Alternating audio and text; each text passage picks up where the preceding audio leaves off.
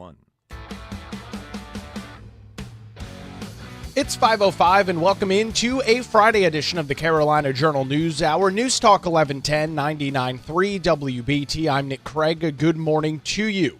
On Thursday, lawmakers in North Carolina, including North Carolina Speaker Destin Hall, as well as Senate Leader Phil Berger, held a press conference at the General Assembly and announced plans to introduce legislation coming up later this month targeting crime in North Carolina.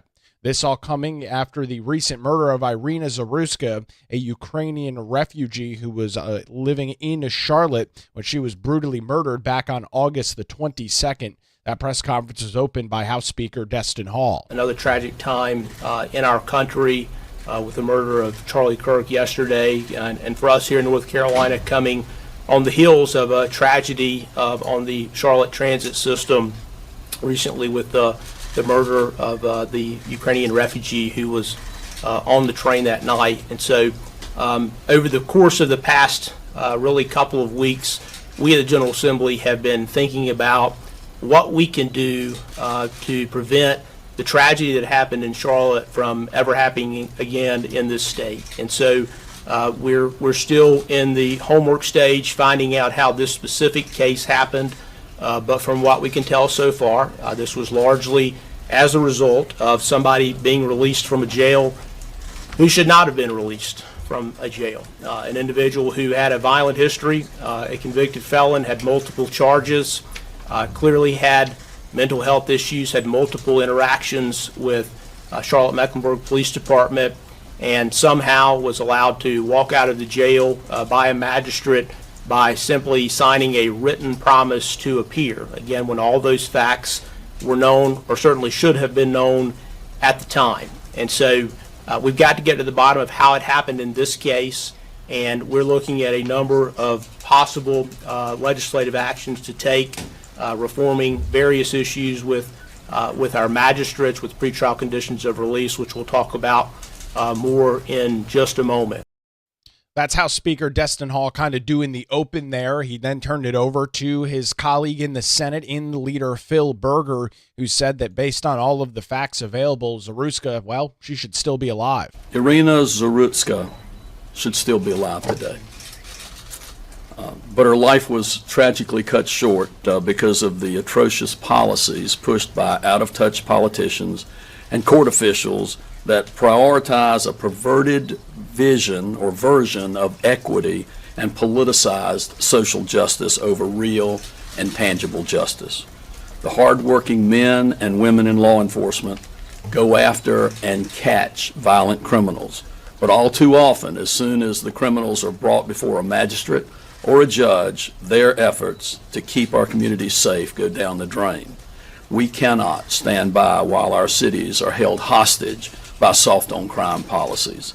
We must stop the ongoing violence from overtaking our state and our country. That's Senate Leader Phil Berger. Lawmakers will be back in Raleigh coming up here later this month, and this is some of the impact and some of the pieces in that legislation that the Senate leader hopes to push forward. That means we will fight back against soft-on-crime policies that permeate our judicial system. When the General Assembly returns on September the 22nd, we're going to propose a package of common sense policies to more effectively tackle crime in our state. We can start by ensuring that Governor Stein and other members of the executive branch cannot establish any future task forces like the one Roy Cooper created that advanced weak-on-crime policies that kept Irina's murderer on the streets. We cannot keep our citizens safe if our policies favor criminals over public safety. I personally am looking into ways to restart the death penalty here in North Carolina. For far too long, there's been a judicially imposed moratorium on the death penalty by activist judges and doctors and attorneys general and governors who are more interested in serving leftist political bosses than justice for victims and their families, and justice for the public as well. Republicans in the General Assembly have attempted to restart the death penalty over the past decade and a half, but those efforts have been stymied at every turn. Couple of things to take away from Berger's commentary there, talking about some of the efforts that the General Assembly will likely go through at the end of this month. And one of the big things coming out of that, you just heard it at the end of his commentary, was the Republicans in the General Assembly trying to reinitiate the death penalty across North Carolina. In the aftermath of Irina Zaruska's killing, some have taken to social media and in their comments and talked about funding for law enforcement. However, Phil Berger says, well, the law enforcement angle of this worked. It was a problem with the judiciary. Here's the thing. Policing doesn't need to be reimagined. It needs to be respected. It needs to be funded. Our hard-working law enforcement officers are all too often villainized just for doing their jobs, keeping us safe. And it's time for that to end. If we do not respect those who keep us safe and run towards danger, then we will descend into chaos. Now is not the time to sit back and hope for the best. We need to take bold, decisive action. President Trump's vision to create a safer America is something we can replicate here in North Carolina. I support the president's actions to keep American citizens safe and commend his leadership in that regard. We need to lock up violent thugs who are terrorizing our citizens. We need to go after drug traffickers who are poisoning our children. We need to keep repeat offenders in jail. We need to end cashless bond. We need to hold, or cashless bail. We need to hold activist judges and magistrates accountable. We must deliver justice for Irina and the countless families across our state that have fallen victim to a justice system that does not support them and does not keep them safe. And the bill we will bring forward later this month will play a vital role in that, but it's just a first step. As you heard from Senate Leader Phil Berger, cashless bail has been a major discussion of topic after information has come out about the alleged Charlotte killer, the fact that he had been arrested a total of 14 times, released as early as January of this year before that fatal night in August on the Charlotte light rail.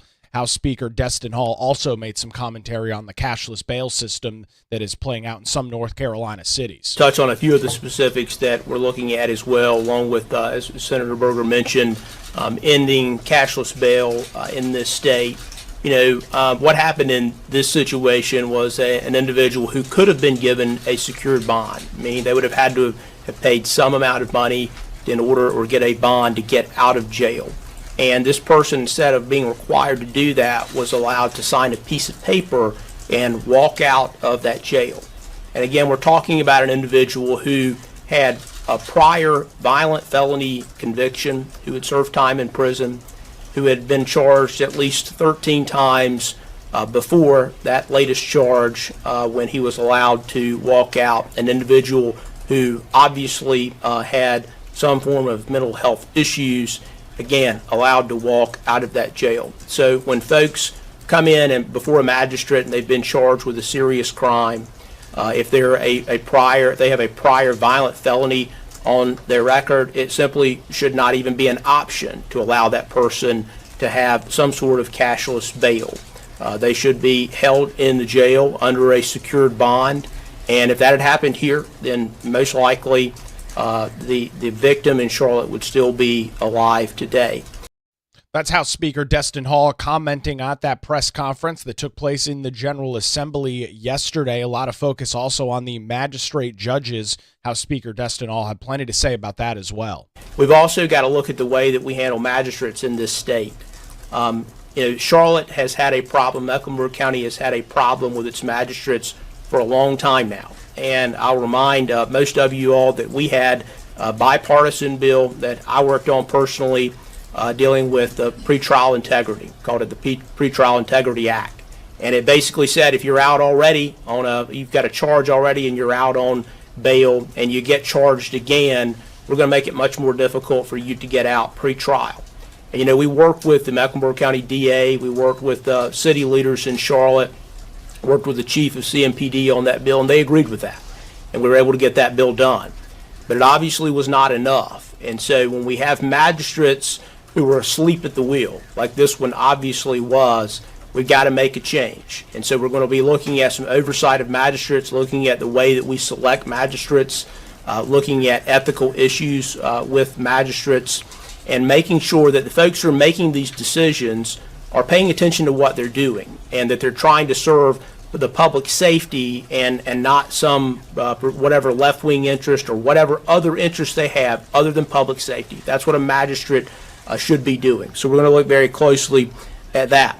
We're also going to look at dealing with issues when folks are charged with crimes who have obvious mental health issues, making sure that magistrates are taking that into consideration. In jails, we expanded Medicaid in this state, and one of the justifications for that we heard from sheriffs was we have folks in the jails who need mental health care, or they need health care in general. And so we have options available under current law for these folks who were in jails to have some of that treatment. In fact, we're told that CMPD apparently interacted with this guy 4 times in the prior year on well checks, and that he was offered services. It's not been clear what services this person was actually offered. We've not been given answers to those questions. We'll find out, and we'll get to the bottom of exactly what was going on there. But we're going to increase training for magistrates and make sure that they understand that their role, again, is to keep the public safe. That's wrapping up the press conference in the General Assembly on Thursday. Senate Leader Phil Berger Jr., House Speaker Destin Hall talking about some of the legislative action that they are set to take later this month. We'll have some additional coverage on that coming up as we continue this morning, and we've got a full link and story over on our website this morning at carolinajournal.com. It's now 5:17. You're listening to the Carolina Journal News Hour, News Talk 1110, 99.3 WBT. We will get a look at your early Friday morning commute with Boomer Von Cannon. Hey, thank you, Nate. Good Friday morning.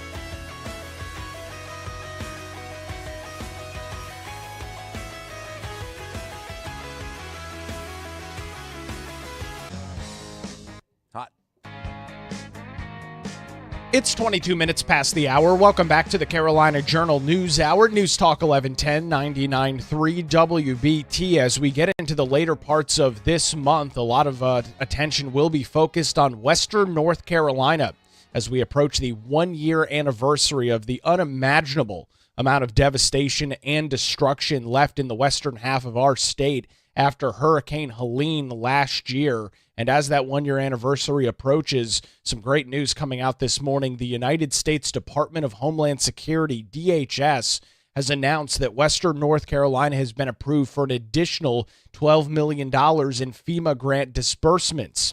This comes just weeks after the federal government approved an additional $28 million in similar funding.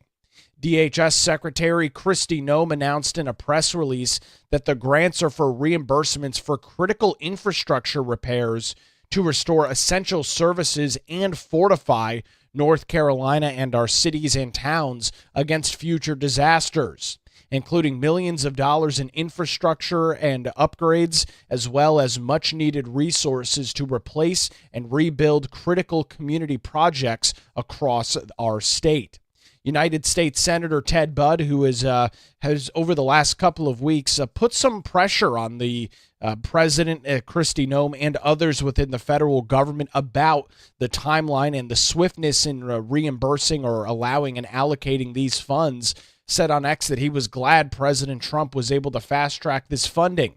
The senator wrote, quote, "I'm grateful to POTUS for weighing in to fast-track $12 million to reimburse Western North Carolina communities for cleanup and recovery efforts following Helene. I look forward to hearing from Secretary Noem on how we can work together to ensure that Western North Carolina projects quickly received promised federal funds." Noem said in the press release, quote, "The American people deserve a government that fights for their survival and prosperity, not one that kneels to bureaucratic elites." With the leadership of President Trump, Senator Budd, and Chairman Michael Whatley, DHS and FEMA are delivering for North Carolina. Under President Trump's leadership, DHS is not only restoring our nation's strength and securing communities, but ensuring that no Americans are left behind.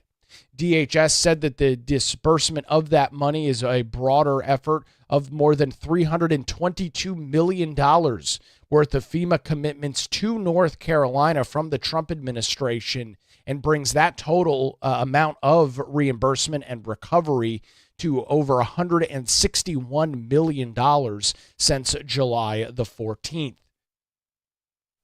As we look at those, again, in some cases, very lengthy dollar amounts, that funding includes about $65 million to the North Carolina Department of Transportation. That's for vital road repair projects in Buncombe County, McDowell County, Mitchell, Wilkes, and Yancey County. About $6 million to the North Carolina Department of Cultural Resources to restore some of the Chimney Rock parks, bridges, and roads, and some of the other things in and around the Chimney Rock area and the state park area around there.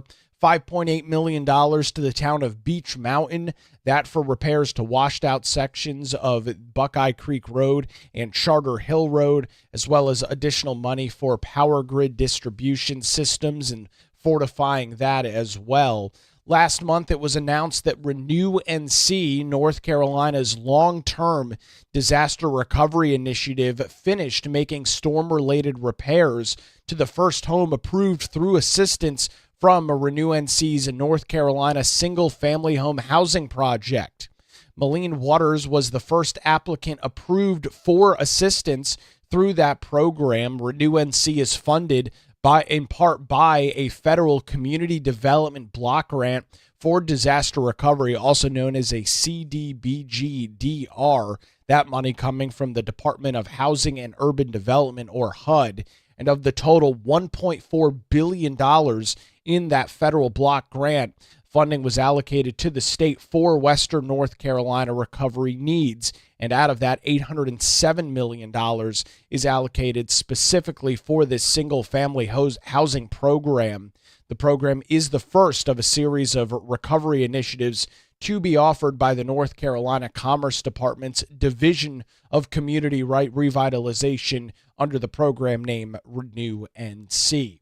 While it has not necessarily been as quick as everybody would have hoped in terms of some of that money being allocated and doled out from the federal government or even parts of the North Carolina General Assembly as we approach that 1-year mark, it is remarkable to see that any significant amount of money has begun to flow from the federal government. And again, to this point, $161 million just from FEMA. That does not include the $1.4 billion from HUD, the more than almost over $1 billion, or $2 billion, I should say, that has been allocated by the North Carolina General Assembly. Adding all of that up, it is serious dollars that are making a serious impact in trying to get the western half of our state recovered and reopened after the devastation from Hurricane Helene in September of 2024.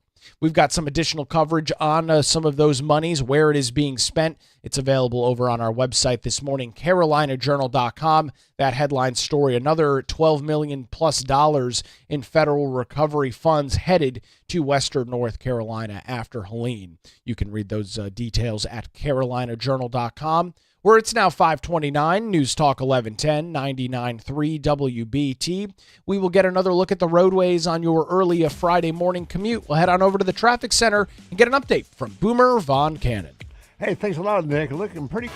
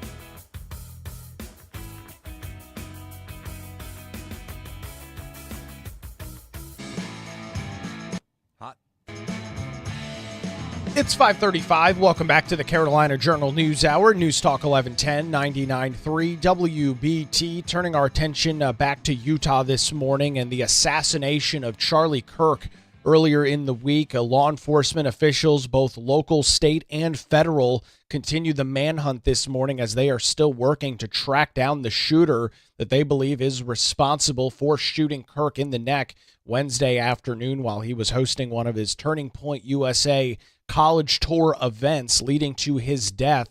And as of last night, a late-night press conference, the FBI, alongside state and local officials, released new photos of a person of interest in the assassination of Kirk.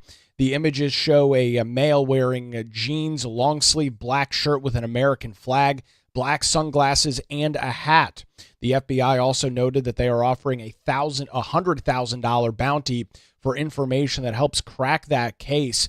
They also did release some surveillance footage in that press conference last night showing the said individual running off of a roof and jumping off of a rooftop before escaping into a wooded area near the campus of Utah Valley University. Yesterday, we did learn that law enforcement officials, I'm not immediately clear which entities, but they did recover a firearm that they did believe was used in that attack. As that manhunt intensifies, they are asking the public or anybody in the area that might have Ring doorbell cameras or any other sort of surveillance cameras outside of their property to provide that information, and noted that they have gotten more than 7,000 tips, digital photos and videos submitted to the FBI, the largest since the Boston bombing, the Boston Marathon bombing, which, of course, you had tens of thousands of people in the vicinity of that event. As that manhunt does continue,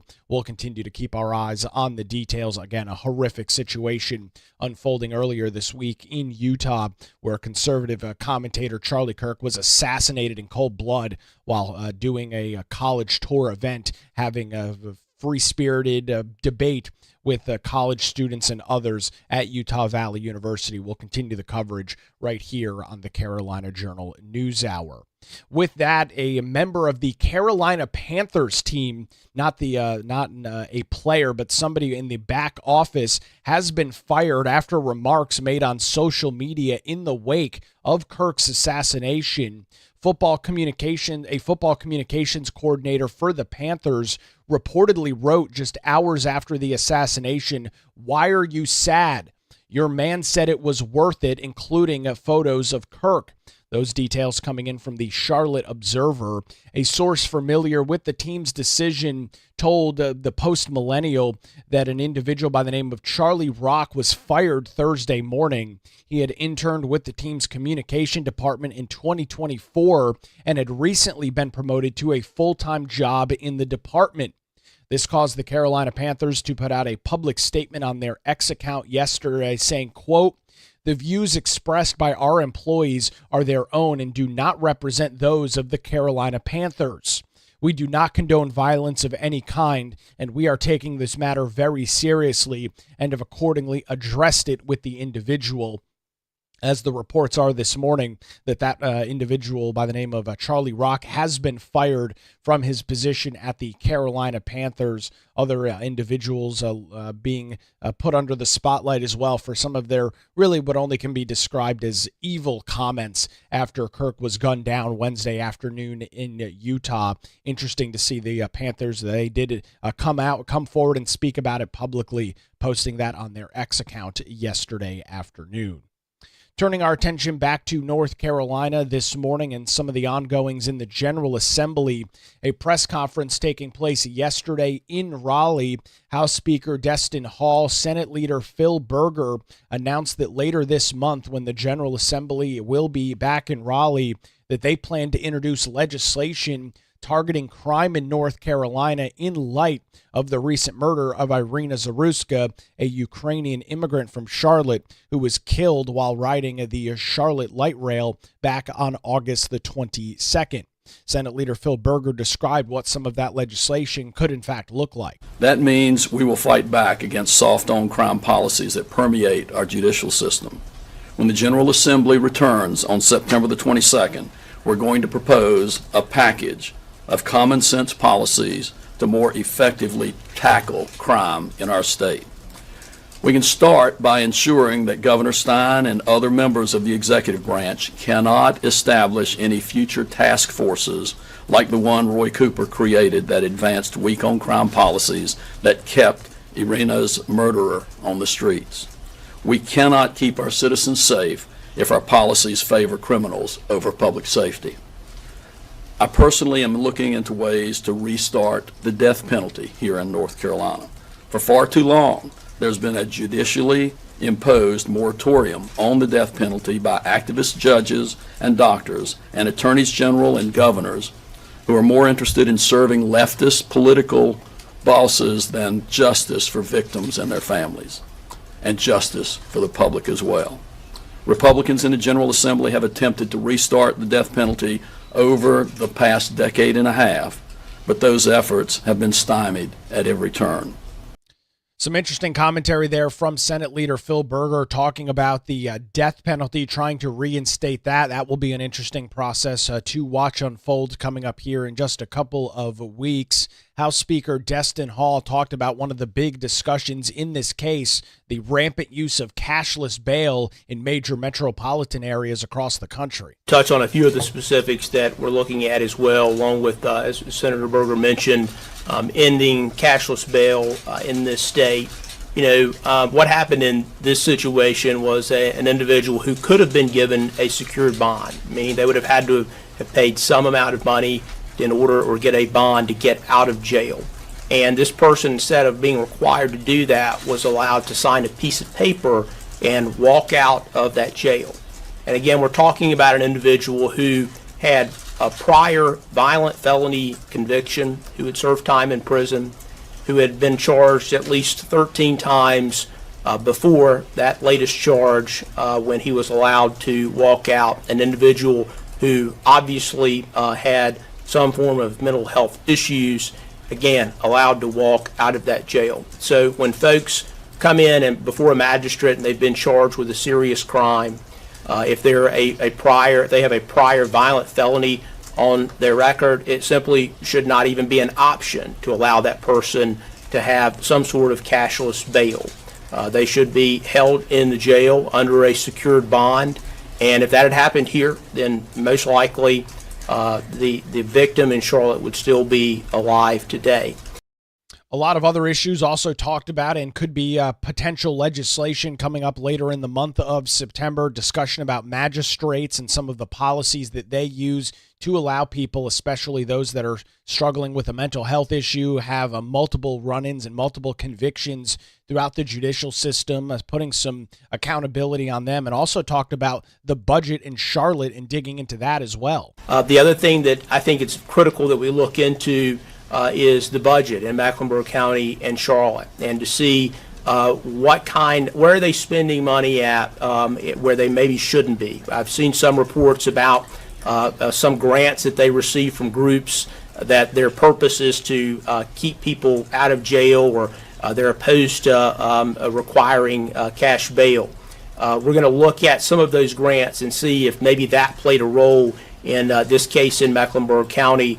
And again, we're going to go through the entire budget for the city of Charlotte and Mecklenburg County to see where these funds are going, because ultimately we're dealing with a local government, really Mecklenburg County and city of Charlotte, two local governments that, in my opinion, have lost institutional control of their areas.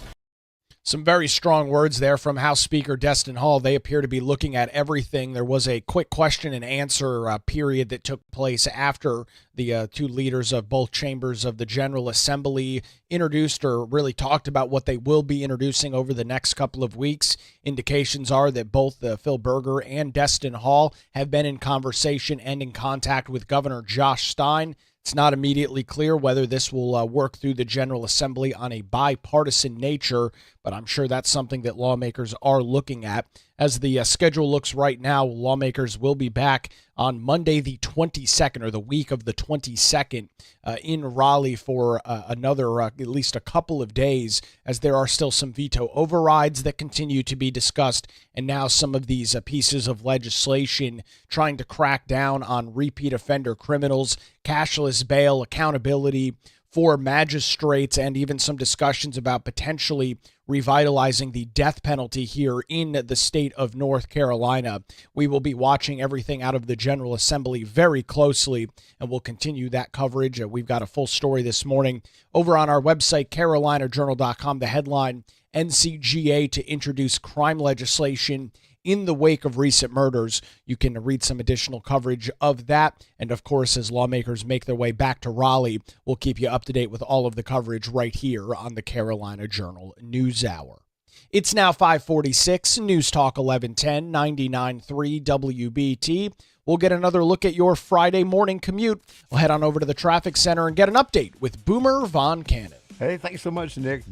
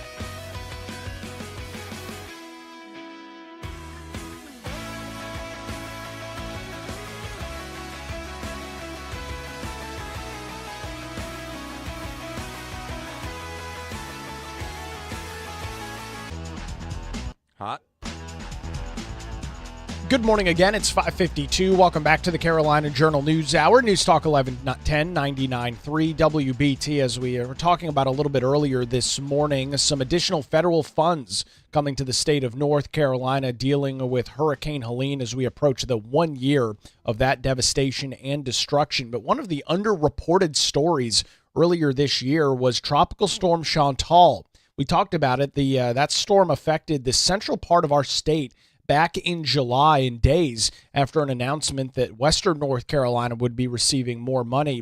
President Donald Trump announced yesterday on Truth Social that he has approved $32 million for damage caused in the central part of North Carolina.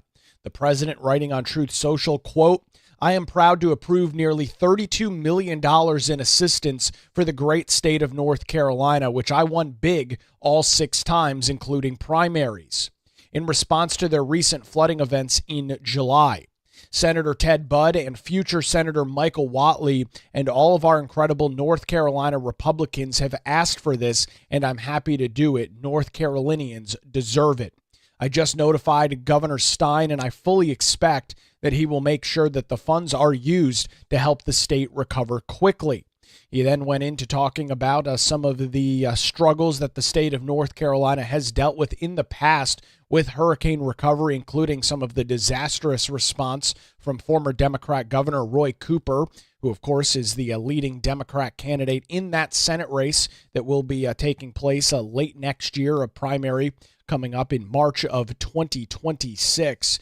Just in case you are not familiar with Chantal, back in early July, that storm unloaded more than 10 inches of rain in some counties in the central part of our state, including Alamance, Orange, Chatham, Moore counties, and others. In the Piedmont area, rivers swelled to record or near record levels. The Haw River crested at 32.5 feet. The Eno River set a new crest at 25.63 feet. And in several areas, 100-year flood levels were well overtaken by the amount of water inundation from that storm. Right in the immediate aftermath, NCDOT closed more than 120 roads. Major arteries such as Interstate 40 and Interstate 85 in Alamance County were closed in the immediate days following, and Chantal did lead to 5 deaths across the state of North Carolina. More than 80 water rescues completed in both Chapel Hill and Durham. While it was just a tropical storm, and many folks kind of brush those off as not having major impacts, when we look at Chantal, that storm did in fact leave some major impacts across the state. Soon after, the governor and Stein did declare a state of emergency, which did enable emergency operations across the affected regions and put North Carolina in the possibility of receiving some of those federal funds and some of those federal dollars.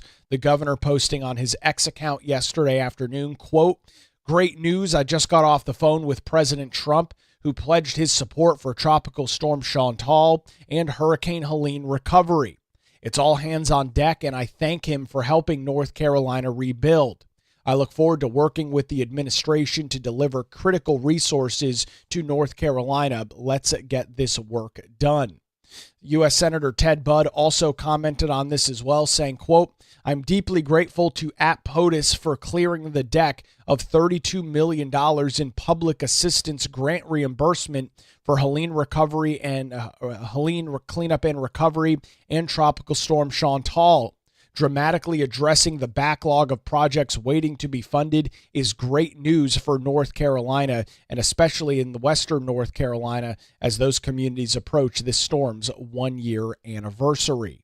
Homeowners, renters, and business owners affected by that tropical storm in July are now also eligible to apply for low-interest disaster loans through the U.S. Small Business Administration. Some of the counties included there: Alamance, Caswell, Chatham, Durham, Granville, Orange, Person, and Wake counties. We've got some additional coverage on this story and all of the other stories out of western North Carolina as those relief and recovery efforts do continue. You can read that coverage over on our website, carolinajournal.com. Well, that's going to do it for a Friday edition. WBT News is next, followed by Good Morning BT. We're back with you Monday morning, 5 to 6, right here on News Talk 1110 and 99.3 WBT.